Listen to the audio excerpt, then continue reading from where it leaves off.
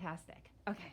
So, Angel, thank you so much for coming in to You're welcome. participate in our oral history remembrance of 9/11, of the 20th anniversary of 9/11.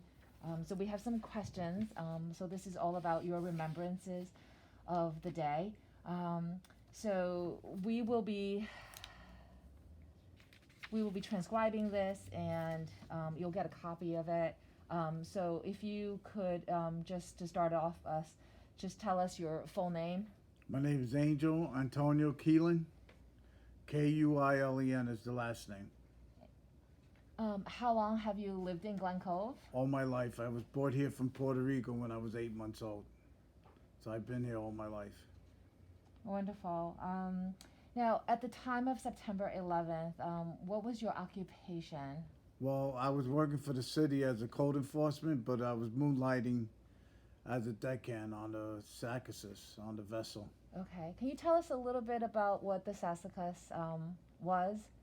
It was a Um, fast ferry that used to commute passengers to New York City into Connecticut, and we were, a ferry that commuted people. They held the Sacasas held over 300 people, and it was like a jet. It would go 50 miles an hour in the water, and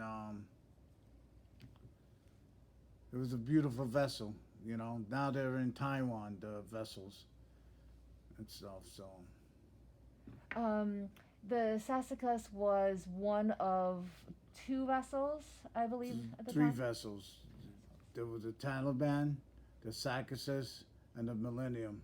In the Millennium. I believe you have pictures of them Um, from that guy that Yeah, yeah, you gave me pictures of the vessels. the Millennium, yes. Yeah. were all three ferries running on the day of No, the September? only one, the Millennium was a new ferry. They bought that after they were ready to close down. Mm. So there was only one run, but the Sacasas and the Taliban were the ones that were the last ones there. So tell us, what exactly were you doing, and where were you when you heard the news of the attacks? We were in Liberty Island, across from the World Trade Center. We were fueling up the boats, and then that's when we heard the first explosion, and we were like, wow, maybe a gas line or something went off. Then we seen the second plane going into the buildings. Me and my crewmates. You actually saw it? Yeah. And stuff, so. Wow. Yeah. What went through your mind? I can't hear you that well. What went through your mind when you saw that? Oh, excuse me, but we couldn't. It was like, wow, what's going on? We didn't think it was a terrorist act. We thought it was an accident. But two planes. We found out when we got on the vessels that it was two planes that went into the buildings. Then they were saying it was terrorists because we had cable on the boat. CNN was saying about that the planes were hijacked.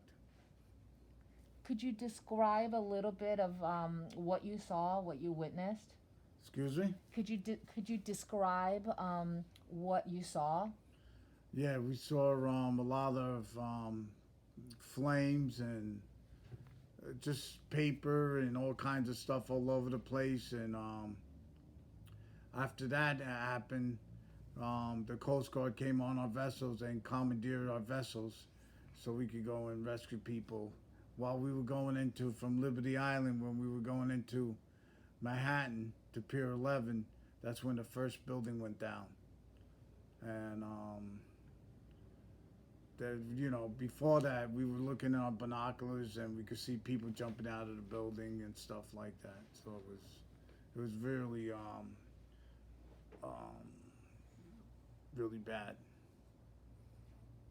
So from when you witnessed this and when the Coast Guard came on board, what did they do? What did they ask? They asked all the crew because you couldn't.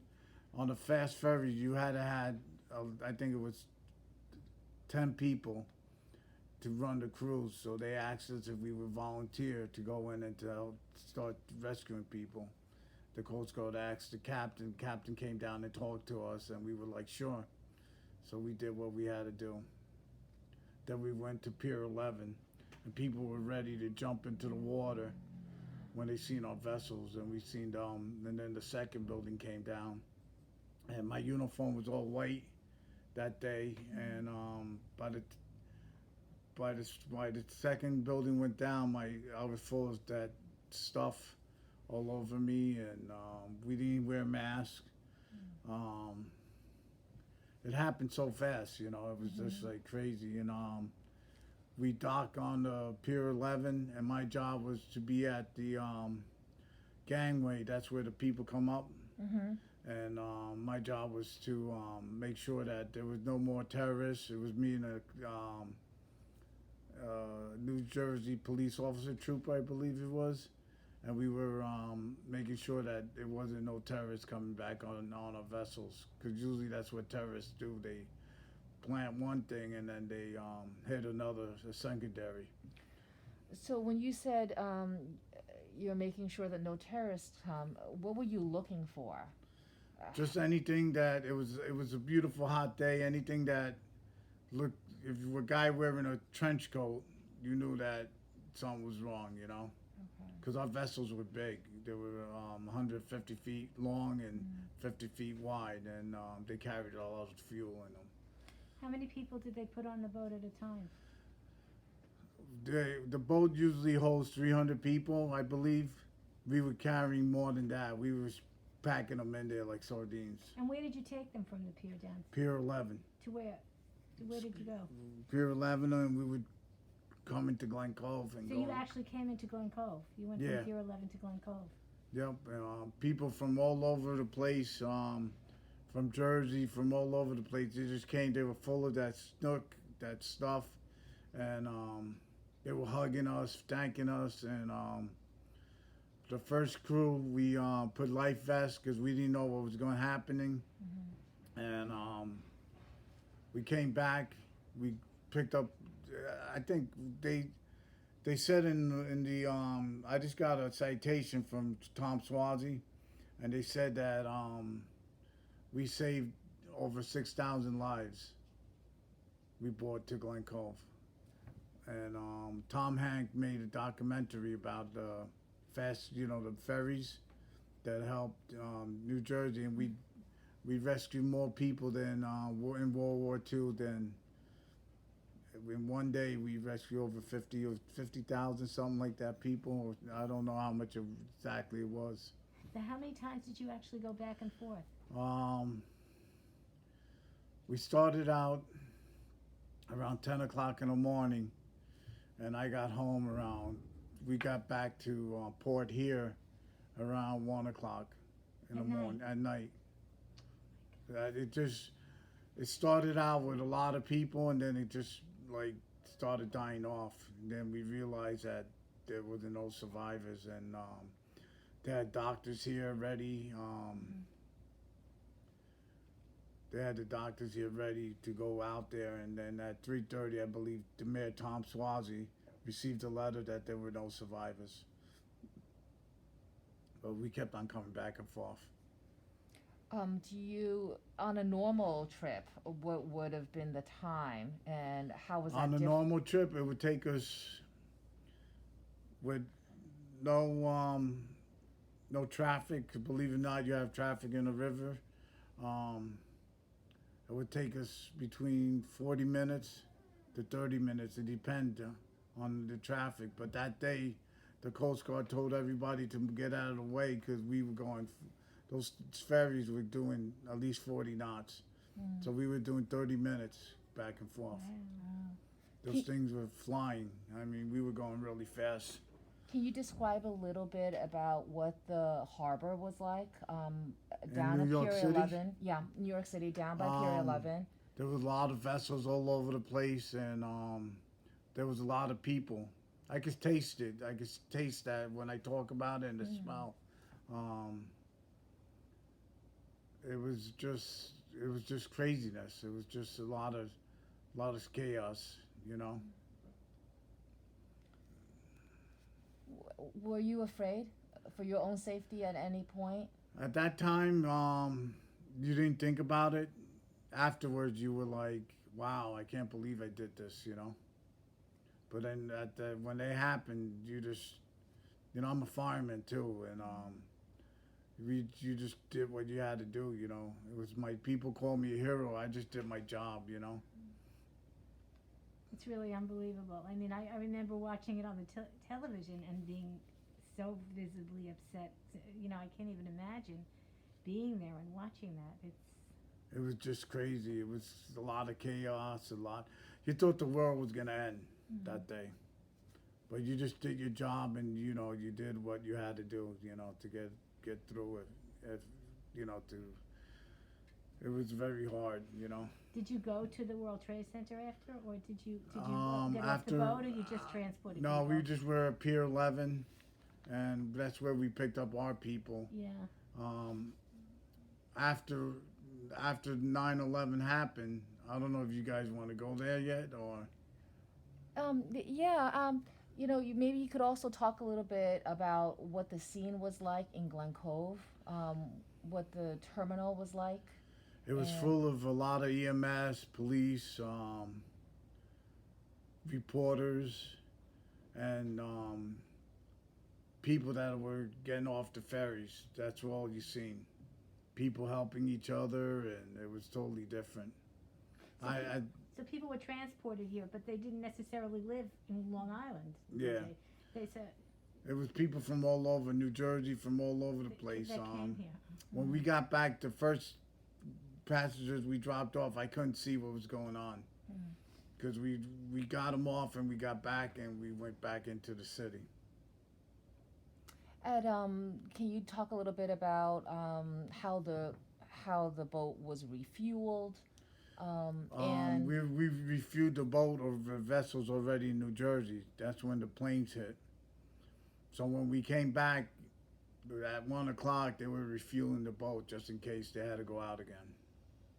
But they stopped because there was none to bring back or anything. I had read that on the way back, you were beginning to bring volunteers. Do you remember? Do you recall what that was we like? brought volunteers back when we were going back, but that was in the early stage. You know, after 3:30, they stopped that because there were no survivors. 3:30.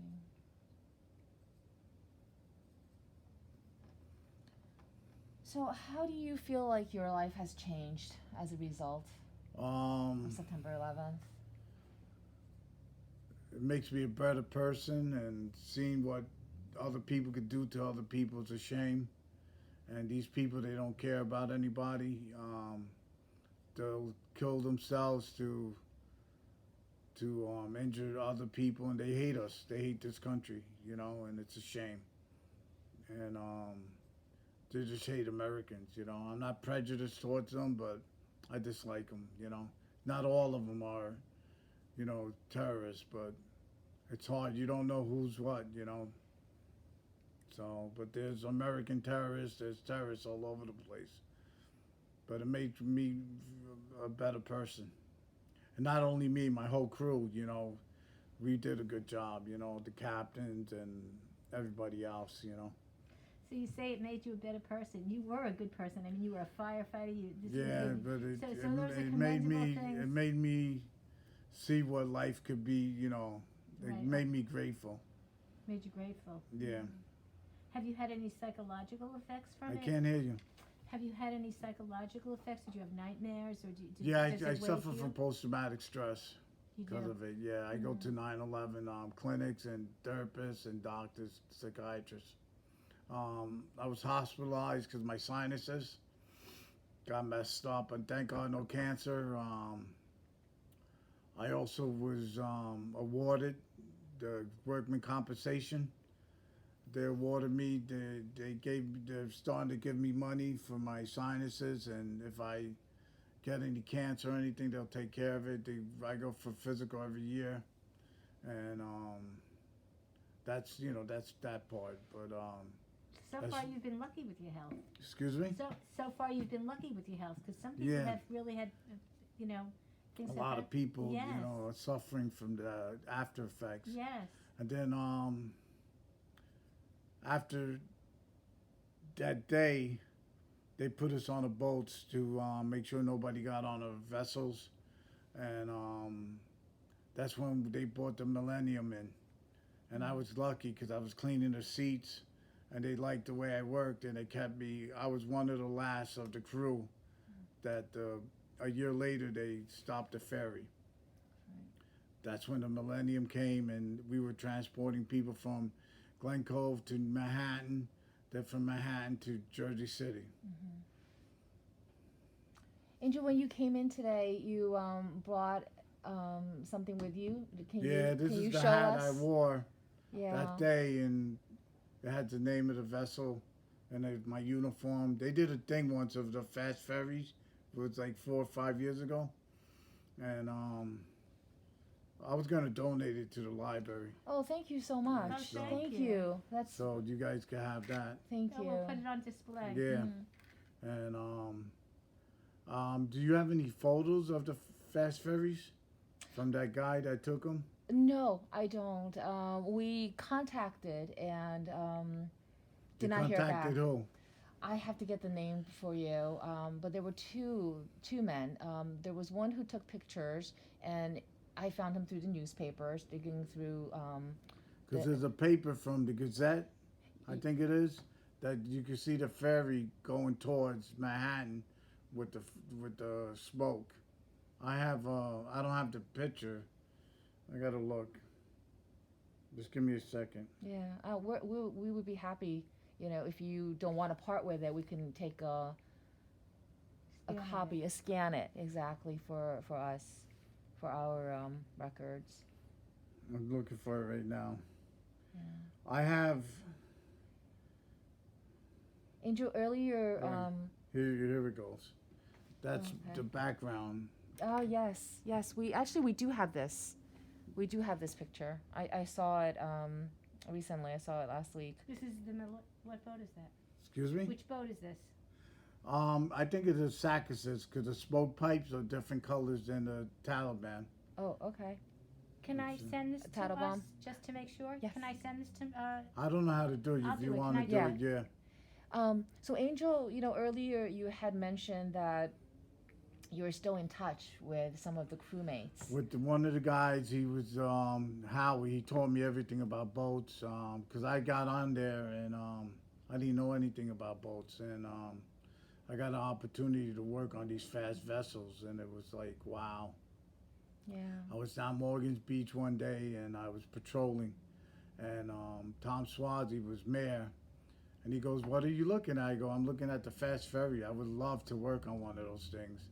And 3 weeks later, I got a phone call, and I had to go to Connecticut for training. Oh, fantastic. Wow.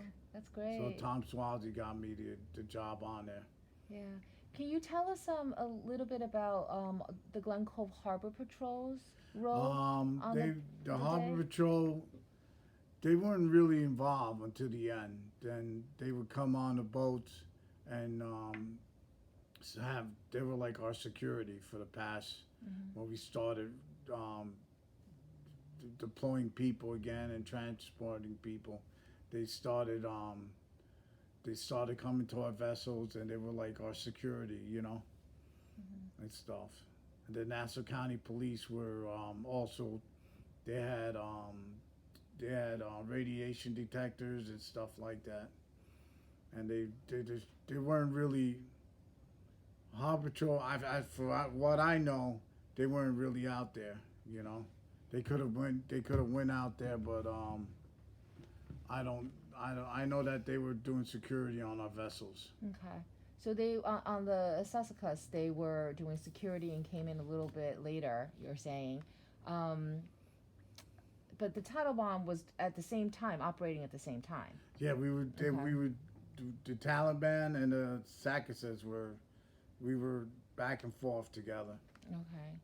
and at that time they were running like buses. Like one bus would leave Glen Cove, and unfortunately that day, both of us we were docked at Jersey City, at Liberty Island, and that's when the whole crap happened. Mm. So earlier we asked if you have been back to the Trade Center since the attacks.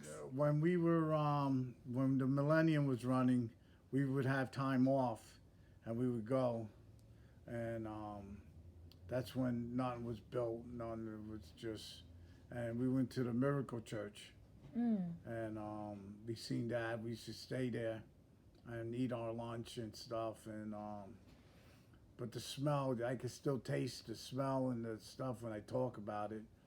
But I never went back there. I just not ready yet. You know. I can see it being very difficult. Yeah, when I'm ready, I'll go there. Yeah. I think it's like $30, $40, but if you were a rescuer or a first responder, you don't have to pay and stuff. But I'm not ready to go there yet and stuff. You know. I haven't gone down to see the museum there either yet. I want to, but it's been, it's like hard to relive something like that. Yeah, but the people were helping each other. Rich people were helping other people. It was like there was black and white were helping each other with some that you, like I guess they in World War II this was our Pearl Harbor, you know. Did you have any friends or? Excuse me? Did you know anybody personally that was in the World Trade Center at the time that didn't make it? I know 2 firefighters from Roslyn, the Langone brothers, that died and perished in that. I know who they are. Yeah. I know that a couple of our passengers, their cars were still in a parking lot because they didn't come back. So.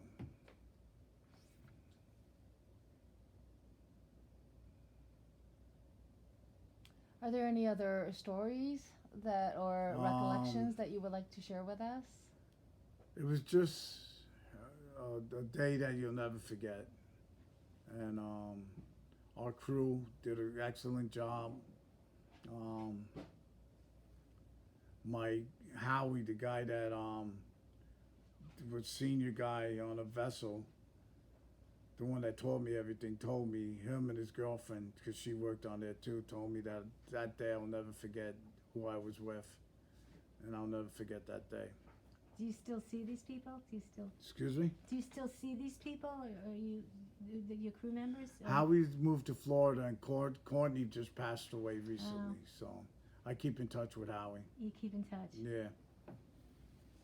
Everybody just moved because they were from the Merchant Marine School, and they just moved. You know, one guy was on the aircraft carrier, and one of the chiefs were on one of the captains is on the rivers, and a couple guys retired, and you know, you just lost contact with them. But I keep in touch with Howie and stuff. Like a bond you'll never forget, you know? Yeah, we'll never forget. It was a bond of brothers and sisters, and after we got the Millennium, we never forgot. The smoke was still going because the smoke burned for like 6-7 months.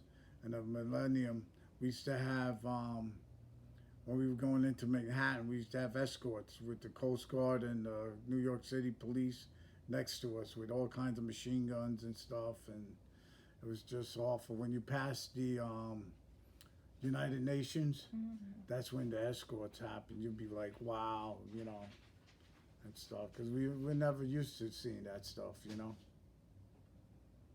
So what do you do today? How do you Excuse me? What do you do with yourself today? What do you do? Are you working? I can't hear you. What do you do today? Are you working? Are you retired? I'm retired and stuff, yeah. And so what do you do during the day? Like what's your day like? What I do during the day, I go down to the firehouse, I go to the gym. I lost a lot of weight. I try to, I can't sleep at night sometimes. I try to keep busy, go for a ride on the beach, and sometimes I drive a truck for my cousin's business, That's what I do on my days off. But the 9/11, the day I went down there, where the original, they got all these monuments for 9/11 in Glen Cove, but the original one should be in Garvey's Point where the boats were. Mhm. They got one in Morgan's Beach. They got another one right over here. I think they should build one where the Sackers and the Taliban were by Garvey, the end of Garvey's Point. That's where we were docked. Did you make a suggestion to Tom Swazi? No, I spoke to one of the councilmen that seen me that morning. Mm-hmm. He's like, "What are you doing here?" I go, "I'm just, paying tribute to that day, my crew and the people." Mm-hmm. And I told him, I forgot his name. He's always on Facebook. And Gately? what? Is it Gately you thinking of? No, he's from Glen Cove. Oh, He's okay. Galiti. He's always around with a tie and a suit, and he's Oh, always the politician. what? The politician? Yeah, he's Gately. a councilor. Gately. Yeah, Gately, yes. and I told him, they should build a monument down there. I think that's a great suggestion. Yeah. Yeah. And stuff instead of. I know I'm part of history. Like I wasn't gonna do this, but my roommate was like, "You should do it. It's you're part of history. From the ferries." And I know that there was all these ferries in the 1800s and stuff that were in Morgan's Island.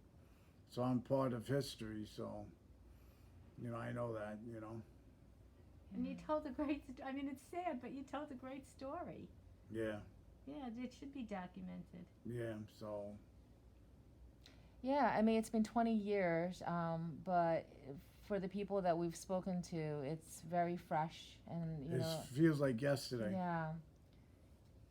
I do. I think it's really important for us to document this for, future generations to know what happened and so thank you. Thank you for coming in today Yep. and lending your voice, to this story. And thank you for all you've done. I mean, Yep. Thank you. I was also in Katrina and Rita too with FEMA and Homeland Security when that happened. I don't know. God always puts me in these places to help people. yeah, that's a nice person. Yeah. Thank you A kind person. and stuff. So we're done. Thank you so Angel, much. Thank you. Okay. It's always nice seeing you. Yeah, you made me emotional. Yeah. It was hard. It's it was good. My therapist told me to come do it. It'll be good therapy. So do you agree? Yeah.